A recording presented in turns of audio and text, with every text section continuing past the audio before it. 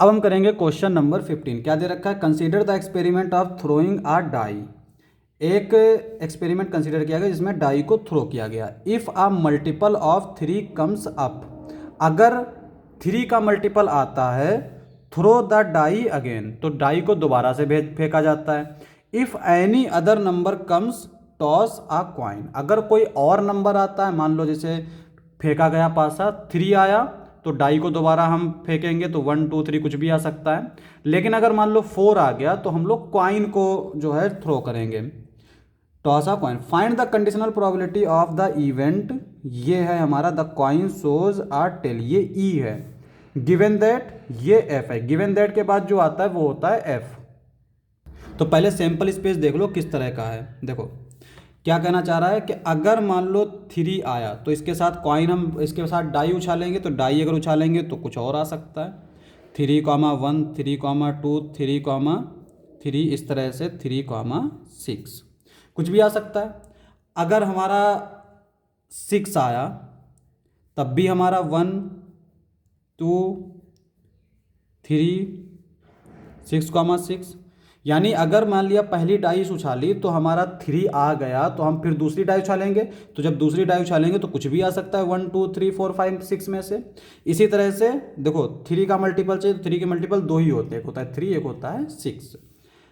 अगर इसके अलावा कुछ आया, मान लो 1 आ गया, तो 1 के साथ हमारा कॉइन आएगी, तो कॉइन के साथ ट्रू आ सकता है और फॉल्स आ सकता है। और मान लो हमारा आ गया 2, तो 2 के साथ भी ट्रू आ सकता है, 2 के साथ फॉल्स आ सकता है। 3 तो हमारा लिख गया। अब मान लो 4 आ गया, तो 4 के साथ ट्रू, 4 के साथ फॉल्स। फिर आ गया 5, 5 के साथ ट्रू, 5 के साथ फॉल्स। तो ये हमारा इस तरह का सैंपल स्पेस बन जाएगा। अब इसमें ई देखो, ई क्या है हमारा? The coin shows a tell.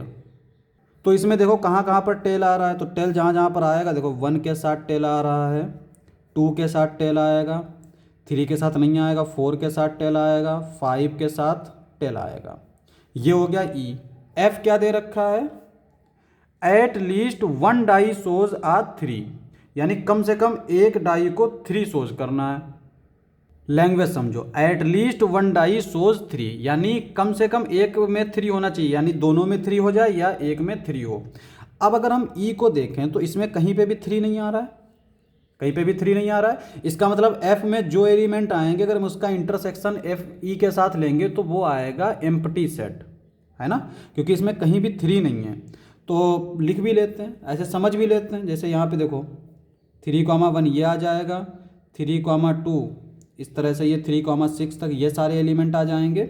उसके बाद में इधर आ जाएगा हमारा 6,3, इसके अलावा कोई एलिमेंट नहीं आएगा। ठीक है, तो ये हमारे इस तरह के एलिमेंट आएंगे।